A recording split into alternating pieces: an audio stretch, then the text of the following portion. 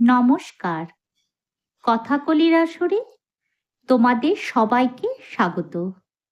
আজ আমি তোমাদের অমিতাভ বসু সম্পাদিত জাতকের গল্প বইটি থেকে বন্ধুবৎসল মৃগ গল্পটি পাঠ করে শোনাব। জাতকের নাম মৃগ জাতক। বোধিসত্ত্ব একবার হরিণ হয়ে জন্মেছিলেন। বনের মধ্যে এক সরোবরের তীরে বাস করতেন তিনি। কাছেই এক গাছে এক বক আর সরোবরের জলে বাস করত এক কাছিম। তাদের তিনজনের মধ্যে গভীর বন্ধুত্ব। একজন আরেকজনকে না দেখে থাকতে পারে না, সব সময় থাকেও একসঙ্গে। একবার এক ব্যাধ হরিণের পায়ের ছাপ ধরে এগিয়ে এসে বুঝতে পারল হরিণ এই সরোবরের তীরেই ঘোরাফেরা করে। সে সেখানে ফাঁদ পেতে রেখে চলে গেল। এদিকে হরিণ যখন বন থেকে বেরিয়ে বন্ধুদের সঙ্গে দেখা করতে এসেছিল, তখন ফাঁদে আটকে পড়ল। তার চেঁচামেচি শুনে বক আর কচ্ছপও সেখানে এসে হাজির হলো।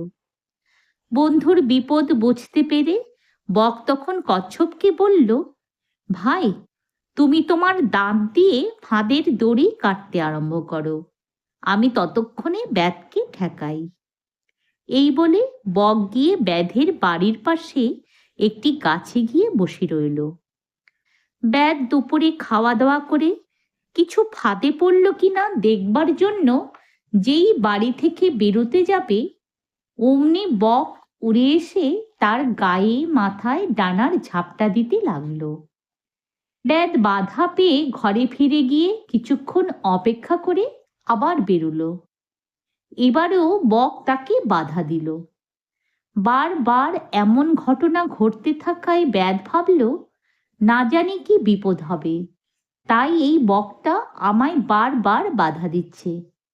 এখনই না বেরিয়ে একটু দেরি করেই বরং বেরোই।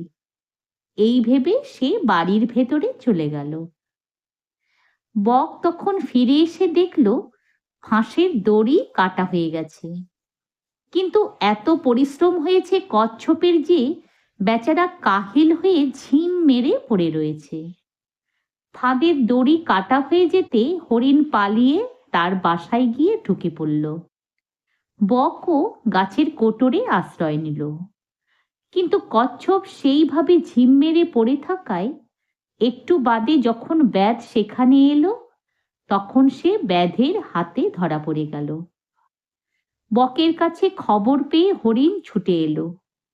যে বন্ধু তাকে বিপদ থেকে রক্ষা করেছে, প্রাণ ফিরিয়ে দিয়েছে, তাকে বাঁচানোর জন্য এবার সে উঠে পড়ে লাগলো। হরিণ ব্যাধের কাছে ঘুরতে লাগলো। হাতের কাছে হরিণ দেখতে পেয়ে ব্যাধ কচ্ছপকে বস্তাবন্দি করে সেখানে ফেলে রেখে ছুটল হরিণের পেছনে। ছুটিয়ে ছুটিয়ে অনেক দূর নিয়ে গিয়ে হরিণ একসময় দৌড়ে সেই রাস্তার কাছে চলে এলো। তারপর শিং দিয়ে বস্তার মুখ খুলে দিলে কচ্ছপ বেরিয়ে এলো।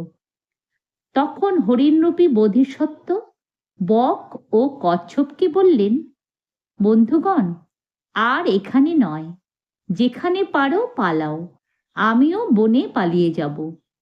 ব্যাধ এখানে এখন প্রায়ই এসে উৎপাত করবে, আমরা কখন বিপদে পড়ে যাব। এই বলে বোধিসত্ত্ব বনে পালিয়ে গেলেন। যদি তোমাদের আজকের এই গল্পটি ভালো লেগে থাকে, তাহলে একটা লাইক ও আমার এই চ্যানেলটিকে সাবস্ক্রাইব করে দিও, যাতে তোমাদের জন্য আরও অনেক নতুন নতুন গল্প নিয়ে আসতে পারি। ধন্যবাদ।